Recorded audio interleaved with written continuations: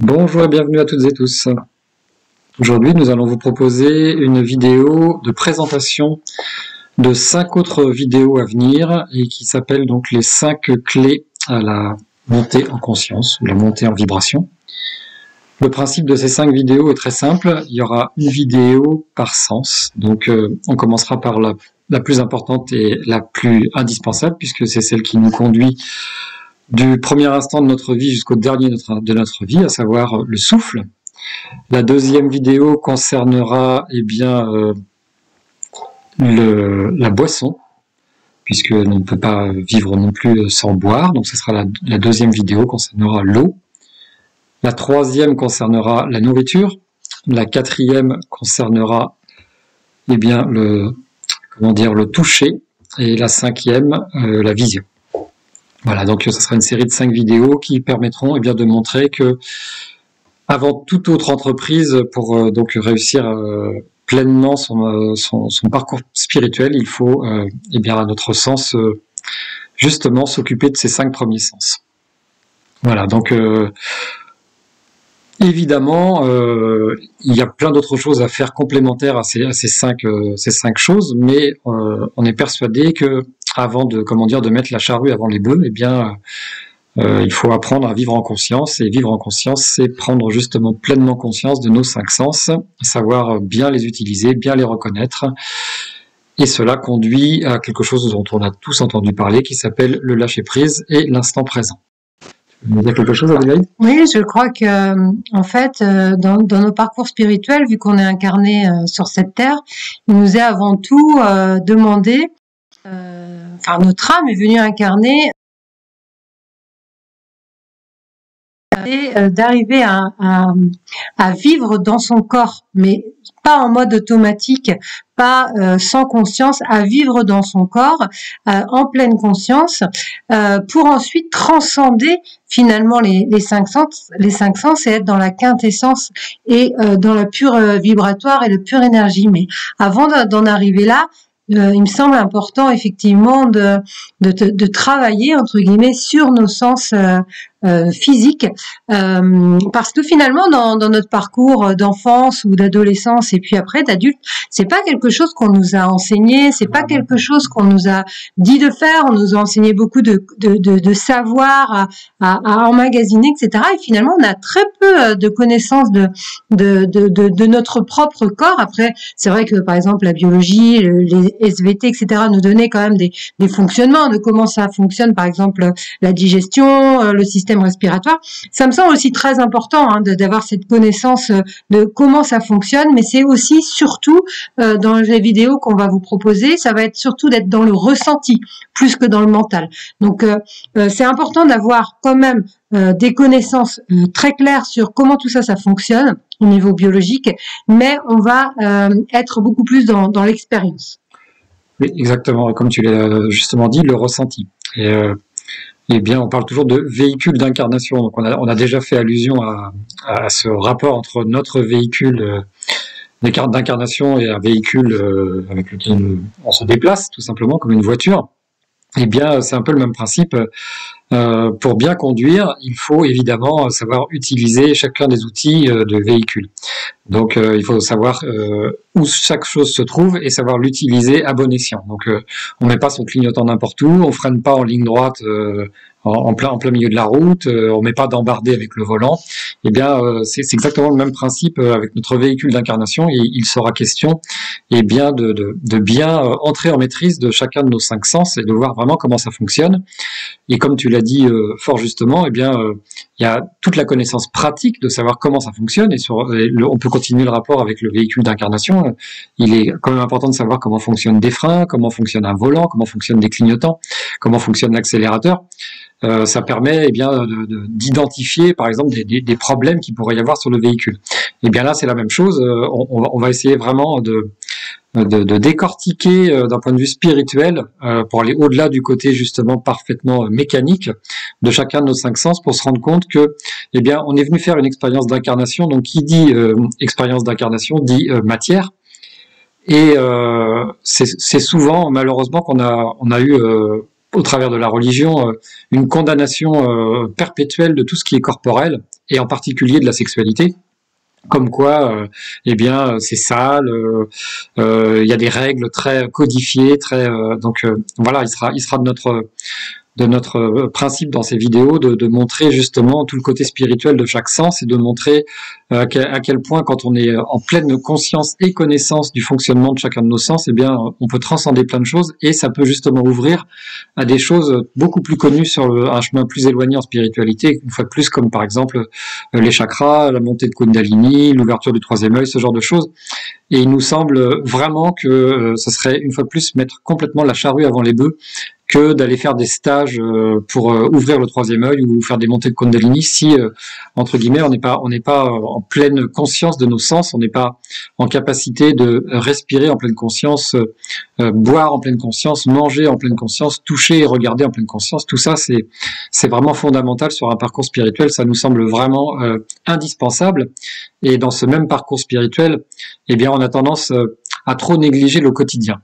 Et c'est au travers du quotidien et justement de nos 5 sens que nous pouvons faire toutes nos expériences. Et de ces expériences purement matérielles et physiques, eh bien, on peut justement transcender et faire des expériences spirituelles. Mais pour ça, eh bien, une fois de plus, il faut être vraiment en bonne connaissance de nos 5 sens. J'y vois aussi le rapport entre la joie et la jouissance. Si on regarde un petit peu en langue des oiseaux, on a des similitudes entre le mot joie et jouir, joie, jouir, jouissance. Tu parlais de la religion, c'est vrai qu'on nous a un petit peu culpabilisés face à cette jouissance du corps. Ces péchés, il fallait se flageller. Enfin, ceux qui voulaient suivre un chemin spirituel important étaient dans la constriction, dans la flagellation. On connaît tous des grandes saintes qui portaient des ceintures de chasteté avec des clous. C'est vraiment une autre voie que nous proposons. Alors après, on ne sait pas qu'on va juger du tout que la voie empruntée par ces saintes et ces saints était biaisée. Non. Parce qu'en plus, ils ont sûrement réussi très loin dans leur cheminement spirituel. Mais en tout cas, c'est pour proposer une autre vision des choses. Et on a la chance d'être en couple, donc on a la chance aussi de pouvoir, par rapport à la sexualité, par exemple, de pouvoir expérimenter certaines choses et sortir de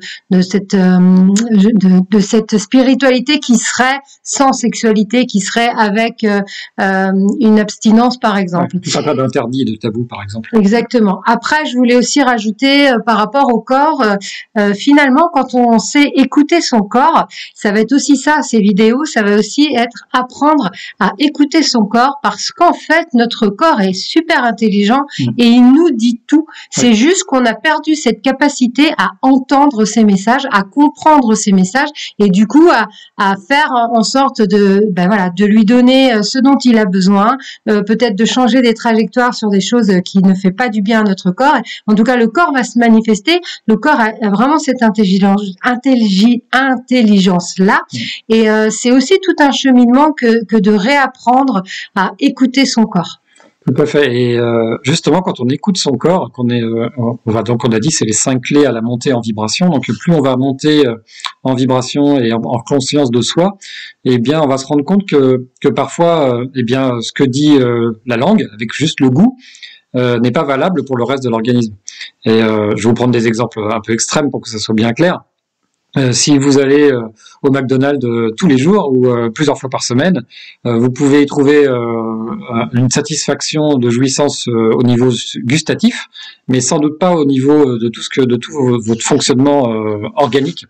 Et pareil, si vous vous nourrissez que de pizza tous les jours avec du fromage fondu, eh bien c'est peut-être très bon au goût, mais par contre votre corps lui il apprécie pas forcément et on pense vraiment, et d'ailleurs on l'expérimente, qu'on peut rentrer en véritable relation, en contact, jusqu'à entendre remonter les informations d'organes très précieux comme le foie par exemple, dont on parle pas trop souvent, mais le foie il régule et il a un rôle central dans notre capacité à être en bonne santé.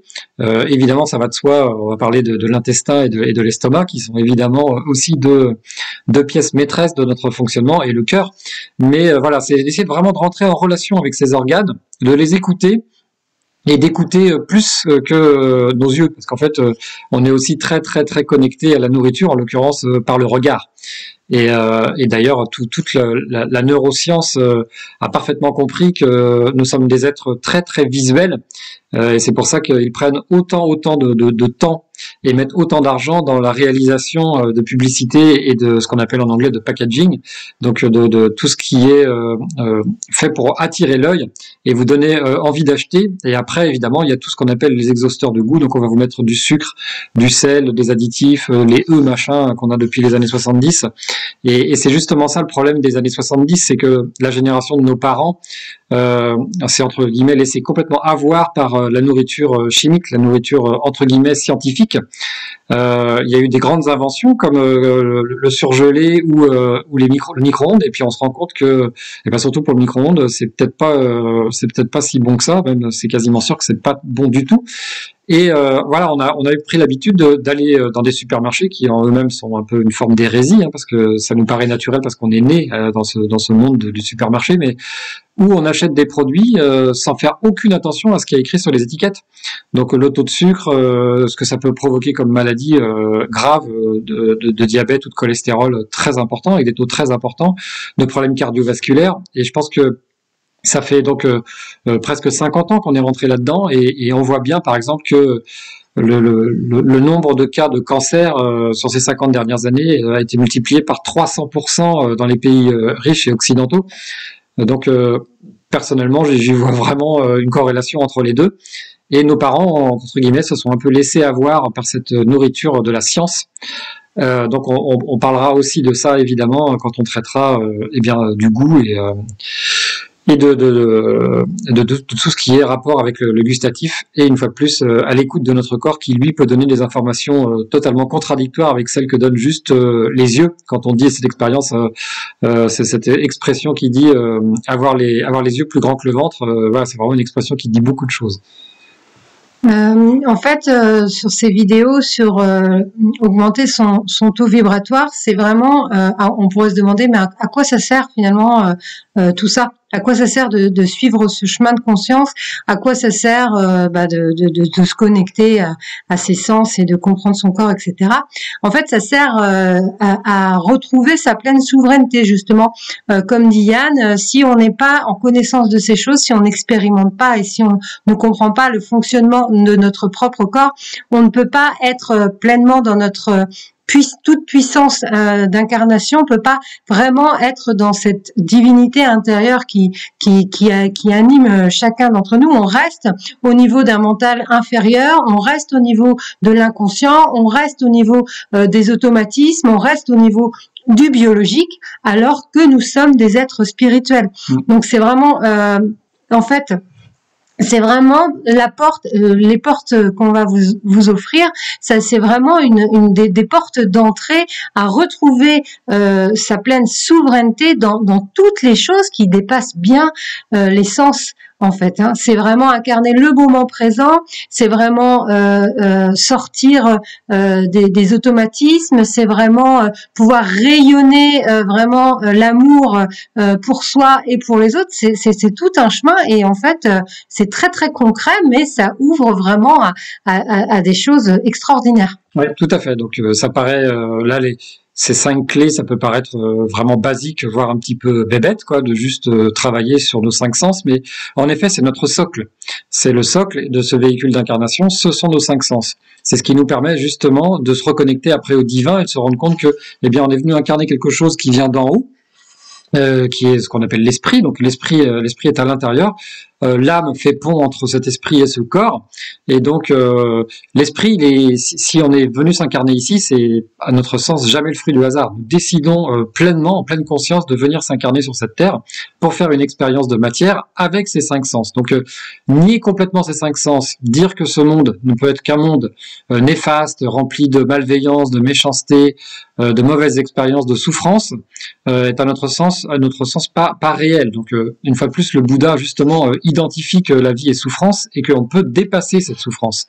Et donc pour dépasser cette souffrance, eh bien, il nous paraît évident qu'il faut parfaitement connaître ces 5 sens, savoir les utiliser dans le moment présent, comme on dit, hein, le passé n'existe plus, le futur n'existe pas encore.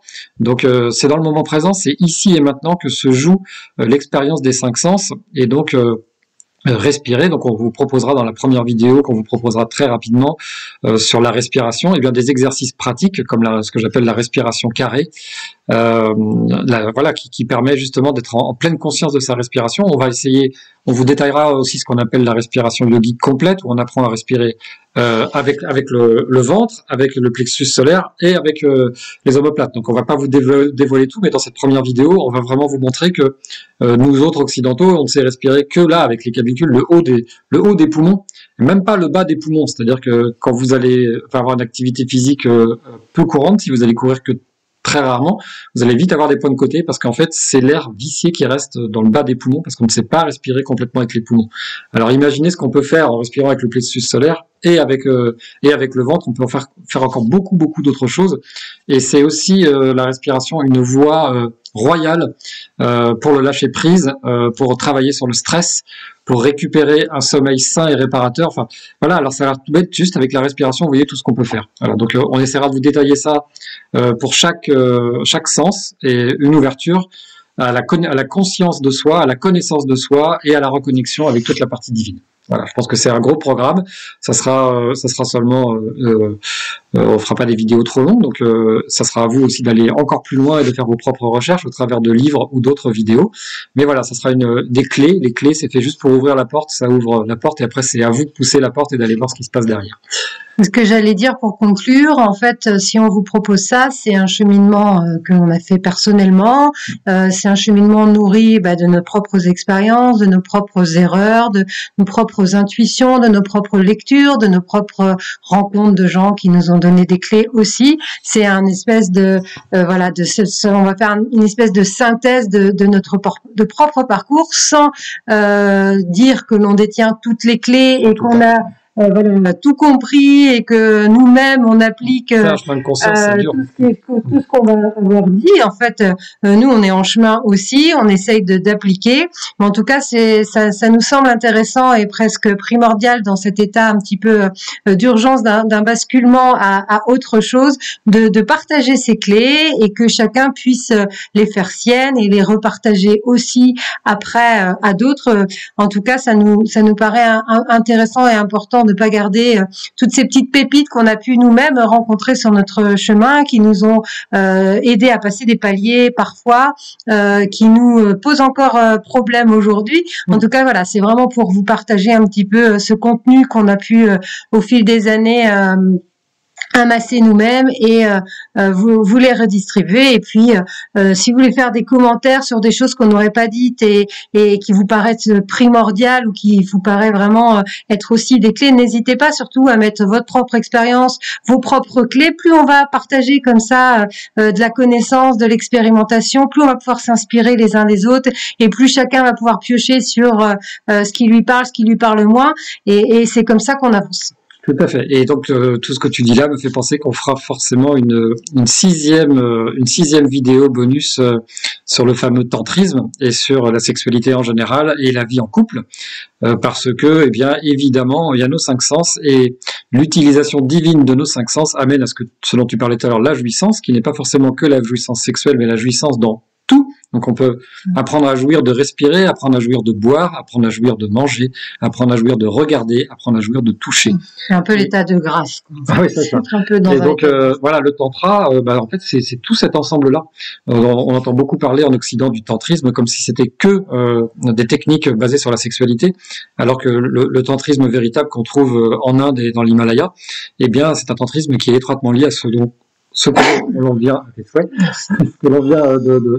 vous dire, à savoir que c'est la magnificence des 5 sens et c'est la reconnexion au divin. Donc ça ne se fait pas que dans la sexualité, ça se fait dans toute notre vie, dans toute notre façon d'aborder la vie et d'avoir un rapport avec le divin. Donc il y aura cette vidéo bonus. Évidemment, le tantrisme, ça se pratique en couple. Et une fois de plus, on en profite pour vous reparler de notre nouveau site internet dont Adélaïde va vous parler, et qui propose justement une meilleure harmonie dans le couple pour soi-même et pour les deux. Alors, je vais juste un petit peu rectifier par rapport au tantrisme. Ça peut se vivre en couple, mais il y a beaucoup de moines tibétains qui vivent le tantrisme. À ce sujet, quand j'étais dans l'Himalaya, le premier voyage que j'ai fait, j'avais eu la chance de pouvoir monter dans la bibliothèque du monastère, c'est-à-dire normalement on n'a pas accès, donc j'avais été très surpris de découvrir que dans un peu le saint des saints de chaque monastère bouddhiste, la bibliothèque, la grande bibliothèque où il y a tous les livres sacrés, et bien il y avait une énorme fresque tantrique où on voyait un homme et une femme en union, et évidemment ça m'avait fait sourire, et il avait vu, le moine avait vu que j'avais souri, et il a souri aussi, et il me dit ne te méprends pas, hein, c'est pas ce qu'on pratique ici. C'est très symbolique, c'est la polarité masculine et féminine qui s'unit parfaitement et qui transcende justement la dualité du féminin et du masculin pour être en parfaite union. Et c'est pas qu'une union physique, c'est une union spirituelle. Voilà. Donc oui, ça va vraiment être ce que tu es en train de dire. En tout cas, la voie du couple alchimique, on propose aussi parce que nous sommes en couple et à l'individuel comme en duo, on essaye de plus que possible que d'être au service du divin. Et c'est vrai qu'on a aussi expérimenté pas mal de couples souffrants avant de vivre un couple conscient et puis alchimique. Donc on y met vraiment dans le couple alchimique vraiment quelque chose de fortement spirituel, justement. Dans le couple conscient, on est plus dans le développement personnel, dans l'entraide, dans la compréhension de mécanismes, par exemple, psychologiques de différence d'un homme, d'une femme, etc. C'est aussi un couple conscient qui est ouvert aux autres, hein, qui s'ouvre aux autres, qui essaye de proposer des alternatives à ce monde, etc. Mais dans le couple alchimique, on est vraiment en chemin vers le couple divin, qui sera le couple ultime. Donc on est vraiment dans des notions beaucoup plus spirituelles, d'où l'importance de ce fameux taux vibratoire et de cette fameuse ascension. Et nous personnellement, nous l'expérimentons après l'avoir expérimenté seul, nous l'expérimentons maintenant à deux. Et c'est vrai que le couple est un creuset alchimique parce que chacun va pouvoir aider l'autre à aller plus loin, à lui donner des clés, à avoir un regard extérieur qui permet de sortir de mécanismes. Par exemple, je pense à hier soir, Yann était un peu énervé et il n'a pas compris pourquoi il était énervé de sa journée et je lui dis c'est ça. Ouais. Là, on me dit ah oui d'accord. Il y a un événement particulier et l'inconscient est très fort pour ça. J'avais pas compris moi-même que cet événement particulier m'avait un petit peu désaxé et sorti de mon centre. Mais après, ce qui est bien, voilà, c'est ça, dans un couple alchimique, c'est que il y a aussi un partage total. Donc justement, j'ai dit à Adélaïde, de toute façon là, je sais pas ce qui se passe. Je sens que tout m'irrite, tout me désaxe. Donc je vais rester calme. Je vais essayer de pas trop m'investir parce que je peux monter rapidement dans les tours bêtement. Et j'en suis pleinement conscient. Sauf que j'arrivais pas à identifier l'événement qui m'avait mis dans cet état-là. Et aussitôt, elle l'a trouvé. Donc, c'est aussi le couple alchimique, c'est un couple dans lequel il y a une confiance parfaite l'un dans l'autre. Une vraie connexion. Une vraie connexion et une capacité à écouter ce que l'autre a à dire, à comprendre pourquoi il est à un certain instant désaxé, sorti de son axe, sorti de sa droiture.